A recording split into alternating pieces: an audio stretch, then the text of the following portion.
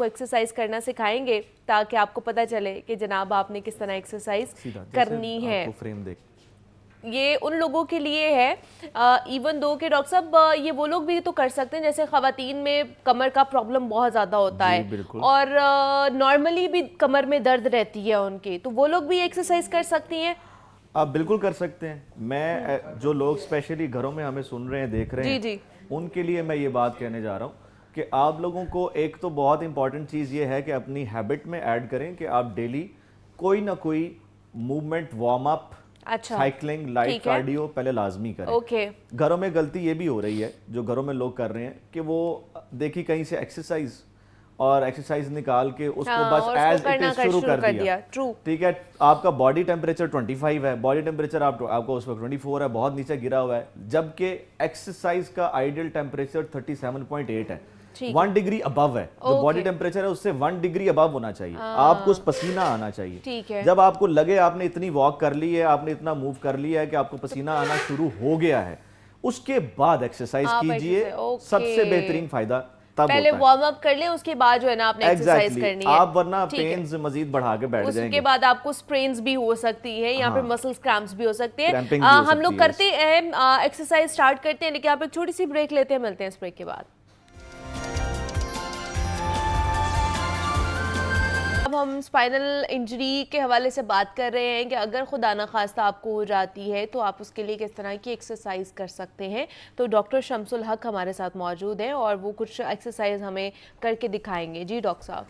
Okay, I have this one model with me और मैं once again I am saying कि आप जब भी ये एक्सरसाइजेस करें तो उससे पहले अपना पेन लेवल ज़रूर देखें, और अगर पेन लेवल कम है तो साथ वार्म अप पहले लाजमी कीजिएगा। वार्म अप के बाद फिर आप भी एक्सरसाइज करें। इस एक्सरसाइज में सबसे पहले मैं आपको सिर्फ पोजीशनिंग बता रहा हूँ। आप इस तरह से अपना हाथ अपने बॉडी से थोड़ा सा दूर ले जाएंगे, इसी तरह से दूसरा हाथ थोड़ा सा दूर ले जाएंगे, and then you are suppose to breathe in. अपना सांस अंदर लेके जाएं जी, खींचें खींचें खींचें खींचें। अच्छा, अब हम इसमें ना बाकायदा इसी तरह से हाथ रख के पेशेंट को हम फील कर रहे होते हैं कि इधर ही वो ये कर रहा है या नहीं कर रहा। होता क्या है, ये थोड़ा सा कोर की एक्सरसाइज है। ओके। कोर में इस बिल्कुल बिगिनिंग लेवल है, इस तरह से कि हमें क्या करना होता है, एब्डोमेन को अंदर लेके जाना। हम जितना एब्डोमेन को अंदर पुल करते हैं तो हमारी स्पाइन के आगे वाला जितना भी हिस्सा है वो सारा इन्वॉल्व हो जाता है। ठीक, स्पाइन सिर्फ पीछे नहीं है, ज़ाहिर 360 डिग्री है, तो स्पाइन का अगला जो हिस्सा है उसके अंदर हमें यहाँ पर उन मसल्स में जाके इफेक्टिविटी मिल रही होती है, और ब्रीदिंग को भी हमें साथ can we do while sitting? Yes, we can also do it while sitting if the posture is good. अगर न्यूट्रल पोस्चर में आप करें तो बिल्कुल आप कर सकते हैं। हर स्पाइन की इंजरी के पेशेंट की ये गाइडलाइन होती है कि आपने पोस्चर अब न्यूट्रल रखना है। अब आपने आगे झुक के फॉरवर्ड फ्लेक्शन नहीं करनी, आपने नीचे से कोई चीज नहीं उठानी, ठीक है, और सिंगल एक हाथ से अगर आप उठाएंगे तो आप दोनों हाथों से उठा रहे होंगे, और अपने स्पाइन को फिर भी सीधा रखेंगे, अपनी कमर को आप बेंड नहीं करेंगे। जितना आप ज्यादा बेंड करेंगे उतना और पेन आएगा और पेन फ्लेयर करेगा, और then you might be going to the other cases as well. So ये पहला है, that is called as abdominal drawing manoeuvre. इसको एब्डोमिनल ड्रॉइंग कहते हैं हम। आप इसको जितनी देर होल्ड करना चाहें आप कर सकते हैं, आपके डिपेंड करता है। ठीक, और इसके अलावा अब जो सेकंड हमारे पास एक्सरसाइज है उसमें हम क्या करते हैं, अब वो स्ट्रेंथ के लिए है। बेंड कर लें, इसको भी बेंड कर लें, दोनों को बेंड करके, ठीक है।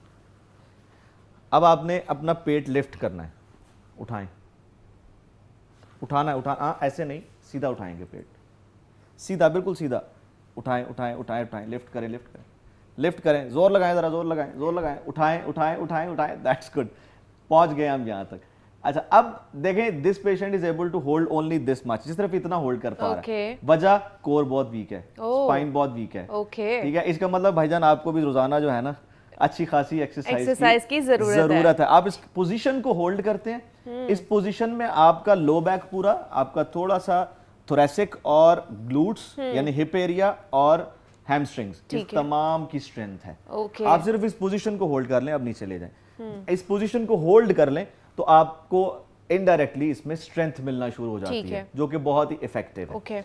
इसके अलावा हम एक करते हैं ऑल्टरनेट हैंड्स, ये बड़ा सिंपल और बिगनर लेवल का है ये भी।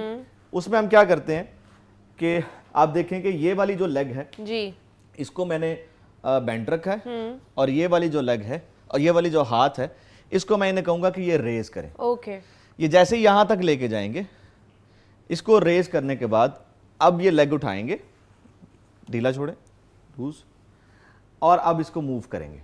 ठीक Now है, he'll move. मतलब ऑपोजिट आपने करना है। ठीक है, एग्जैक्टली। अब ये इसको मूव करेंगे। ठीक है, ठीक है। मूव करने के बाद अब इसको डाउन कर लेंगे, इस हाथ को भी डाउन कर लेंगे। अब आप ये हाथ उठाएंगे, वेरी नाइस, और अब इस लेग को फॉरवर्ड एंड बैकवर्ड मूव करेंगे। मैं पेशेंट से बकायदा पूछता हूँ अच्छा कि भाई कुछ फील भी हो रहा है कि नहीं है, कि सिर्फ हम ही करते जा रहे हैं।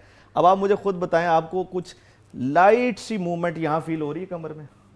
जब आप इसको लिफ्ट कर रहे हैं, लिफ्ट करने के बाद जब आप टांग चला रहे हैं, तो हमें इतना ही लाइट बिगिनर लेवल चाहिए होता है। ठीक है।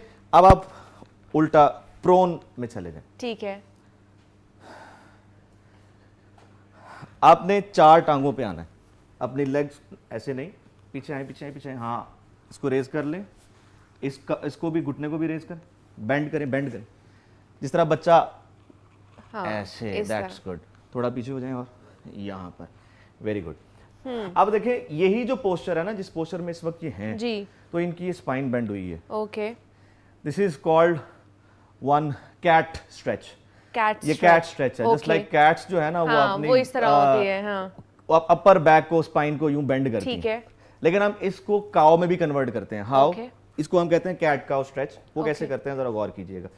अपनी यहां से जो कमर है नीचे लेके जाएं, कमर यहां से, शोल्डर नहीं हिलाने, यहां से कमर नीचे लें, शोल्डर नहीं हिलाने, ऊपर देखें, यहां से कमर नीचे लें, सी दिस।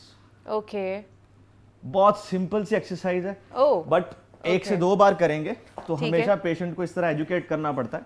अब आप नीचे देखें, बैंड आ गया जी। ठीक है। अब आप ऊपर देखें, ये काऊ हो गया, और वो दूसरे वाला जो है कैट पोजीशन होगी। कैट एंड काऊ पोजीशन बहुत जबरदस्त है। आप देखें, इसमें हमारी ये स्पाइन मूव कर रही है, इसके मसल्स मूव कर रहे हैं। ठीक है। इसके लिगामेंट्स पे थोड़ा थोड़ा स्ट्रेच भी आ रहा है। ठीक है। तो जब अर्ली लेवल्स होते हैं तो हमें अर्ली लेवल्स में ये बहुत ज्यादा हेल्प करती है। That is cat and cow stretch 20 times, दिन में 3 से 4 बार आप इसको रिपीट कर सकते हैं। ओके। एंड फाइनली, और आखिरी, that is for stability. Okay. और स्टेबिलिटी के लिए ये हाथ आप अपना एयर में लेंगे। Oh my God. आज लगेगा पता, आज कमर की एक्सरसाइज की है आपने। आज आप घर जाके बताएंगे मैंने आज कमर की है। अब ये टांग लिफ्ट करेंगे, मैं आपको होल्ड रखूंगा। ओके, ठीक है। ऑपोजिट, यानी जैसे हमने पहले ऑपोजिट किया था, ये भी हमने ऑपोजिट करना है। This is called bird dog. और मैं देख सकता हूं कि he is trying to stabilise his spine. इसको स्टेबल करने की कोशिश कर रहे हैं। ठीक है। दोनों तरफ से इक्वल फोर्सेस जो हैं वो इस पर लगाई जा रही हैं। ठीक है जी, वेरी गुड। ये अच्छा किया आपने वैसे। अब दूसरा हाथ, दूसरा पैर। Okay, yes, very good.